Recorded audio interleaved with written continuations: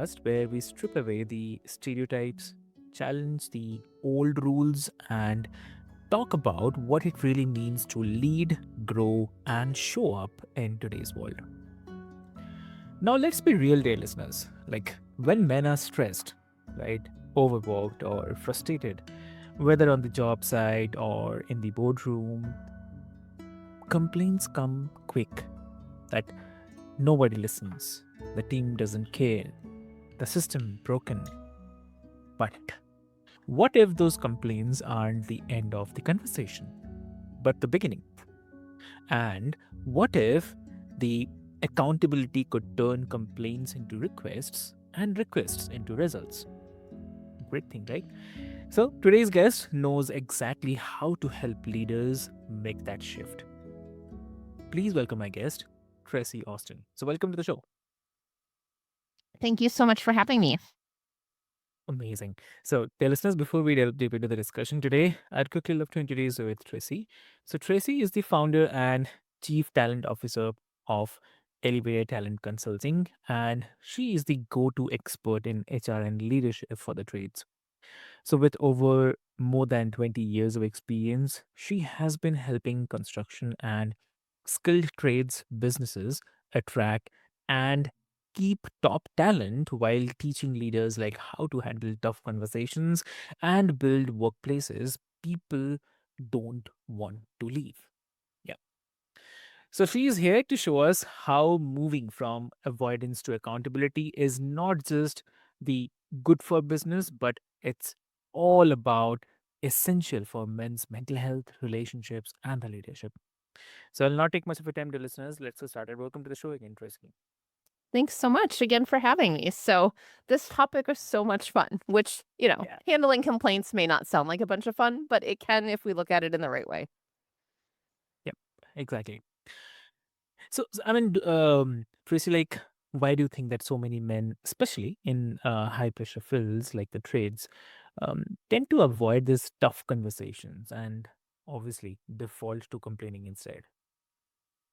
Yeah, absolutely. And I think we avoid conversations because we don't want to have conflict or we're afraid of what those outcomes will be. So, for example, if we actually have the conversation, we're actually going to reduce the individuals that want to be there, or potentially, they could just say, forget it, I'm leaving. Mm. Yet, what we find a lot of times is the opposite because now we're actually naming what's happening and we're starting to focus on win win solutions.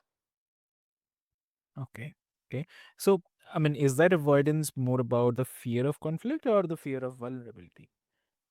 I think it's both because what we're going to walk through today has a lot to do with vulnerability and it being really curious about what's going on. So it's in a way we're taking the ego and we're setting it aside because we're not saying that we, have all of the answers necessarily. We're putting this into a conversation. Ah, okay. Okay. So, it's really powerful because a lot of us think that we are avoiding the conflict, but what we are really avoiding is the discomfort of accountability. Am I correct, right? Yeah, there's a huge piece about the discomfort of accountability. Absolutely. Mm. And we're taught how to complain because we're rewarded for it in a way, but we're not necessarily taught how to make requests and ask curious questions. Um, you know, we're not necessarily taught those things. Exactly. Hmm. And did you see that masculinity play into the way men complain? For example, like, um, are complaints sometimes a safer outlet than admitting the stress, disappointment, or even the fear as well? Yeah, and I think so often we're complaining without even realizing we're complaining. And, what I want to put out there is complaints are avoiding the conversation because when we complain, we're not actually looking to resolve anything. Mm.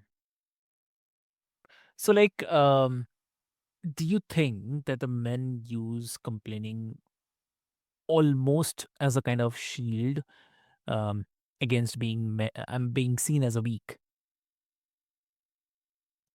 Um, I believe from my experience that this is an and both, right? We've got a cultural piece right now where complaints are just accepted. So whether it is, no one wants to work anymore or, you know, nothing ever comes in on time or, drivers are awful or right? Like whatever those are, we've created really where complaints are okay as a part of our conversation. So I think that that's a piece of it. And then, when we start to address complaints, what I often find is we have an ego piece of like this, well, I know better than you do kind of a thing. Now we've got Mhm. the posturing going on, which means that we actually have to get down and figure out, okay, what's going on underneath this? Mm. Okay, okay. So, like, and uh, your tough talk blueprint, right? Yes. Um, is all about creating the conversation that actually move things forward. So, if you can share, like, how does someone take a common complaint, say, like, my boss never supports me, Yeah, and turn it into a kind of clear request? right. So the first thing we want to do is we're going to take that very specific complaint. My boss never supports me. And what we do then is we say, okay, help me understand what you mean by my boss never supports me. So the first step from moving a complaint into a request is to get clear on the facts. Okay, okay. So, I mean, is there a script or a maybe phrase that you recommend to help men reframe complaints into kind of actionable requests without sounding confrontable? Yeah. So do you want to role play this and we can kind of go through it Oh, with sure, the complaint of my boss never supports me? sure, sure. Okay. So, I just heard you say that your boss never supports you, and I'm really curious about that. Can you tell me a little bit more about it? Yeah, I mean, I think, I mean, whenever I think of something or work and all, um, I always ask that, okay, why can't we do in a team and let's do it in a way. And I always want like, okay, why can't we have a team who can share their views? And whenever I thought like I want to share a view, and I feel like my boss is not liking that, and I don't know. I feel like it's. I mean, he or she, like, I mean, here we're taking as a he. So he I don't think he supports me. He is actually looking some other employee. Uh, I mean, not me as a supporter. Yeah. So, what does support look like to you? So, if you were supported the way that you needed to be, what would support look like? For me, support is very simple. It's like, I mean, first is when there is any task or when there is any strategy we need to build. Um, as a employee or as a part of the organization, I must feel kind of inclusive, or I should also have that opportunity where I can contribute, and that contribution is um that contribution is considered that, okay, someone has shared, and okay, let's see how others have also given, and then we can think of it. I'm not saying like consideration means my decisions will be the final, but yes, that needs to be considered. That yes, if I have shared, okay, so let's consider that as well and see where we can go ahead and how it will help us or not help us. So that I feel I mean it's a kind of support. Okay. So, what would it look like if you were supported that way along with everyone else on the team to get to the business outcomes? Is that a viable option, do you believe? Mm, I mean, yeah, why not? Okay. So, Um, is there any other kind of tools or items that you would need to be supported from your supervisor? Yeah, so in some of the scenarios when there is an involvement of any particular tools which can actually solve the high tech situations, or maybe uh, the long term things, to make it kind of much easier for everyone and make it also kind of things which is available to everyone. I can definitely suggest for any of the tools, and if it is not available, if we can have those tools. So, yeah, definitely would love to have that support as well. Okay. And so, now we know from you what support looks like to you and what you're not receiving from facts. So now I want to talk about impact. What would be the impact on you and your work if you were to receive that type of support? Hmm. Hmm. So if I get that support, what will happen is it will help me get motivated. Obviously, that yes, when I contributed, I mean I feel valued as well, and at the same time, it will definitely boost my confidence that yes, I can give, or if I give my 200%, definitely it will be valued. And the second thing is I'll get. That opportunity to work with a lot of new things, a lot of new people in different, I'd say, maybe also with the different stakeholders as well. So yeah, that will be great. Okay. And so if you got this kind of support from your supervisor, what do you think the impact would be on your supervisor? Impact on the supervisor is like if I do well, suppose there is a project, and for that I have something I have given some of the inputs, and I got the support from my supervisor, and if I do well, definitely the obviously the credit will definitely come to me, but the supervisor will also get the credit that his or her team has done this thing, and it's a great achievement. So yeah. Okay. And if you received this support, what would the impact be on your team members? So I feel as a team, it will be not only kind of my achievement, it will be obviously a team achievements. Yes, the contributions which I have given, it will be there, but it will be a because the work will be as a kind of team. So if things goes well, uh, teams will also get praised. Supervisor will also get praised. So it's a kind of win-win situation. Okay. And what will be the impact from you being supported the way you need to be on the clients that you're serving? Okay.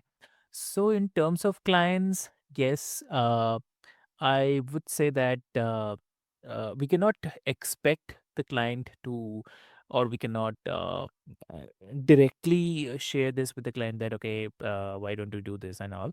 But yes, as a we can do a kind of consultation to the client, where we can explain like if we do this way, it will help you. It will be kind of I mean.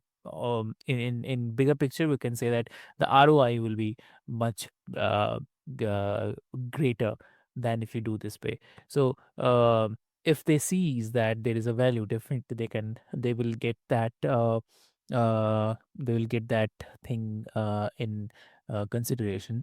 And if they feel that yes, if my ROI is if my ROI will be good, then why don't I go ahead with this perspective?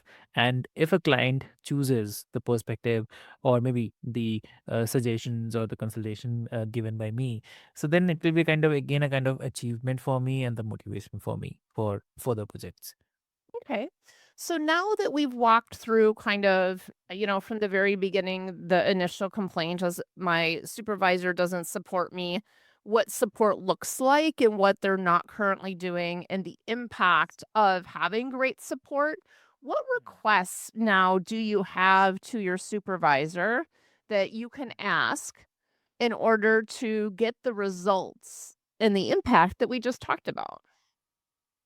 Yeah. So if my supervisor is supporting me, so then now the execution part comes on me. So I definitely have to execute those commitments, and yeah, we have to make sure that what we have committed have to deliver as well.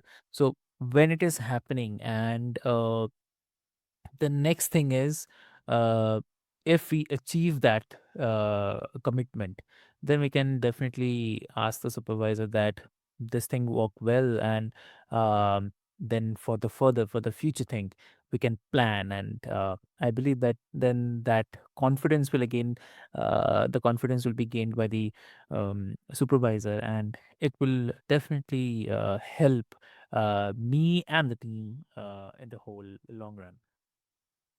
Awesome. So that is how we prepare, for getting from a complaint to a request is, we really get the facts around what is underneath the complaint. We get to what is the impact. Today in our conversation, we went to what is the positive impact if this change was made. A lot of times we'll talk about the negative impact based on, the facts that are there. So, for example, one I hear all the time is no one wants to work for us. Well, what are the facts? 89% turnover. Okay. So what's the impact on me? Is I'm on the tools 90% of the time, right? So we go the negative approach. Today we went the positive. From there, we can then go and formulate what our request is. Lovely. That's a great thing, and I believe this role play will definitely help the listeners to understand like what exactly we wanted to share, what we wanted to talk about. So that's a great part. Yep. And like for in terms of the accountability in the leadership, because we talk about the accountability part as well. So according to you, why is accountability such a game changer for the leaders in trades and uh, uh, obviously for the men in general? What do you say? Yeah.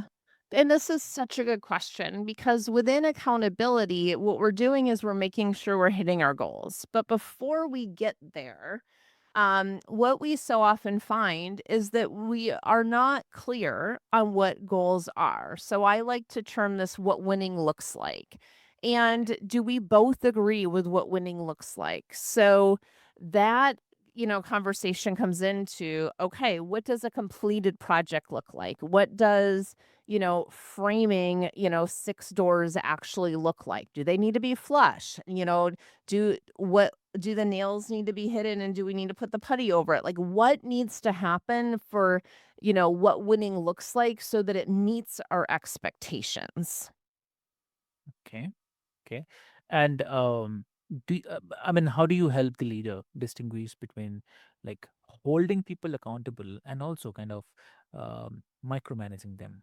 Yeah, this is such a great question. And before we can even get to holding accountable and micromanagement, we need to understand what we're holding them accountable to and ensure that they understand what the expectations are. So we spend some time on definitions and, I'll ask questions like, what does done actually look like? Or, as we're talking about a very specific it could be a specific employee or a project, we tie in the definition of it and we tie it into creating goals. So we have a goal setting workshop, and it's actually one of the first workshops that we start with when we're working with clients and leaders is how to actually set a goal. And with that, it's not just for the leaders, but it's also for the employees.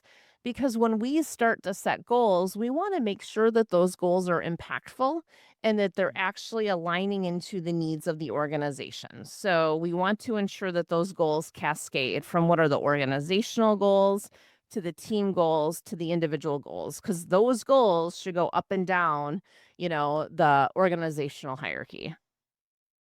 Amazing. Wow. So definitely, I mean, that distinction is so critical because accountability builds the trust and micromanagement breaks it. So, yep, true.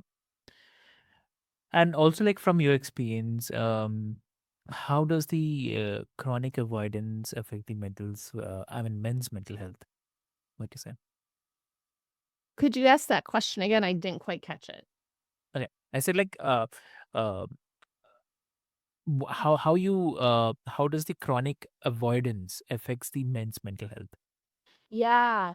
So when we're consistently avoiding a topic, it creates stress. Would you agree? Mm, I mean, if you just share a bit about it. Yeah. So, for example, if we're consistently avoiding a topic, and this could be we know that there's a deadline, that something's past deadline, but nobody's talking about it, but we pretend that, it happened or whatnot. What ends up happening is we end up carrying this stress, and it gets more and more with all those deadlines, and it starts to compound. And what we see happen is now it's, the conversations in our heads start to go, well, you didn't get that done, so I can't trust you to do the next thing, so I can't trust you to do this. And then there's a conversation on it, or there's some backstabbing complaint on it. Those kind of things start to come up, and this thing starts to snowball, which then has a negative impact on mental health because we haven't solved the problem, and we haven't honored our word and done what we said we were going to do. Oh, that's amazing. So, like, then, I mean, and like when men finally step into that accountability, do you see that tangible shift in their confidence level and the stress levels also?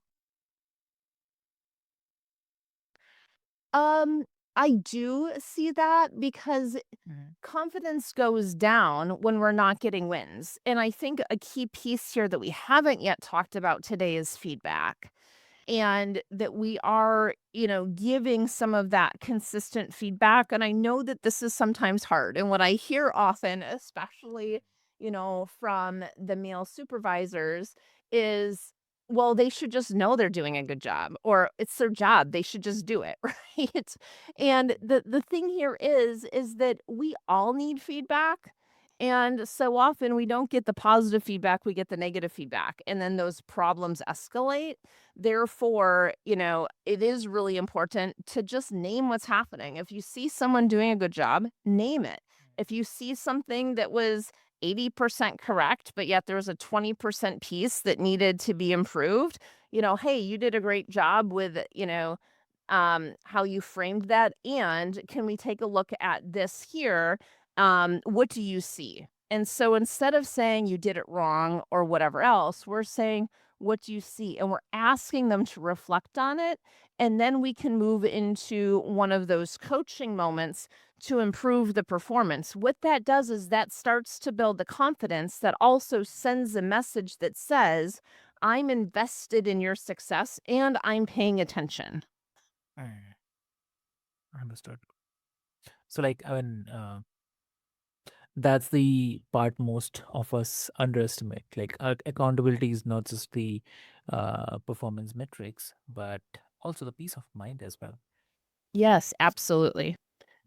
And I mean, all of this is about a relationship, right? At work, we have relationships with people, with customers, with our coworkers, with our supervisors, etc. And when we have great relationships and great teams, we do better work. Mm, The mental health piece goes down because we have that best friend at work. We have that person that has our back, right? And so, a key piece of all of this is when we can get into those real conversations and turn those complaints into requests. Now we're starting to build real relationships. Well, when relationships are built, they're built on trust. The more we have these conversations, the more trust we build. The more we feel we belong in an organization, the less likely we are to have some of those, kind of mental health ideology things happening.